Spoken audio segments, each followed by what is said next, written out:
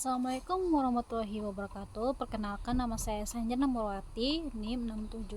Jadi di sini saya akan menjelaskan tentang teori feminisme. Jadi, teori feminisme adalah pendekatan multidisiplin yang bertujuan untuk memahami, menganalisis, dan mengubah ketidakadilan genre serta ketidaksetaraan yang mempengaruhi perempuan. Teori ini juga dapat diartikan sebagai perspektif yang menyorot sifat genre dalam perilaku kriminal.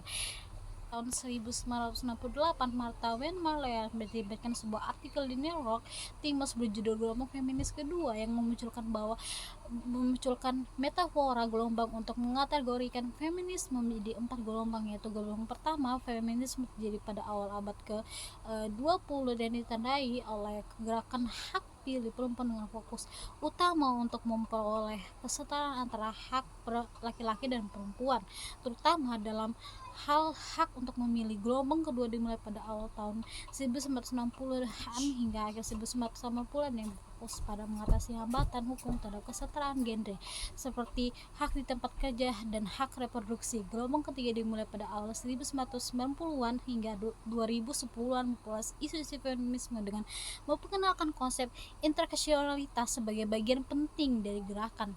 Gelombang keempat, feminisme, muncul pada awal 2010-an dan meniberatkan pada isu-isu seperti kekerasan seksual terhadap perempuan dengan menggunakan literatur, berita, dan media sosial untuk mempromosikan gerakan feminisme dan menyorot isu-isu tersebut.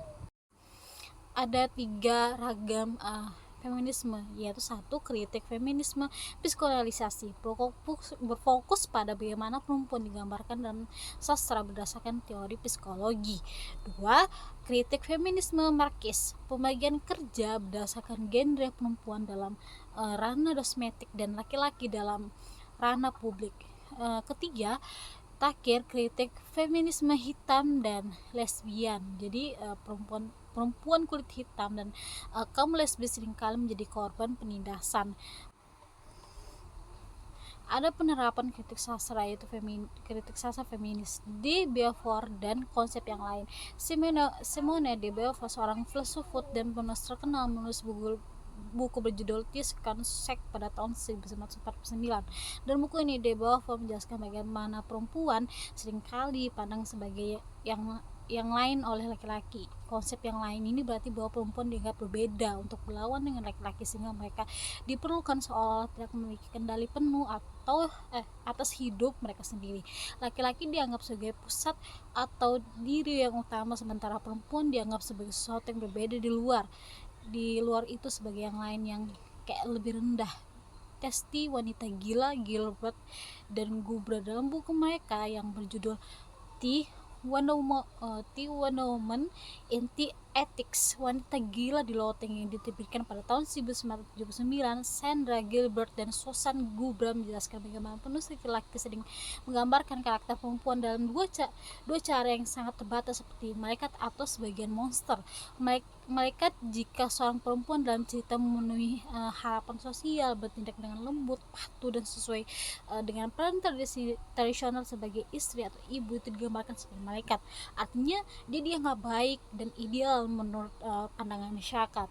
Dan ada juga nih di monster di sisi lain, jika perempuan berani memberontak atau menolak peran tradisional ini, dia digambarkan sebagai monster, atau dengan kata lain sebagai sosok yang menakutkan dan berbahaya. Menurut Gilbert dan Gubra, cara pandang yang sempit ini mencerminkan bagaimana masyarakat patriarki yang didominasi laki-laki membatasi peran dan peluang bagi perempuan. Simpulannya, jadi kritik sastra feminisme telah berkembang secara signifikan seiring dengan gelombang feminisme yang berbeda.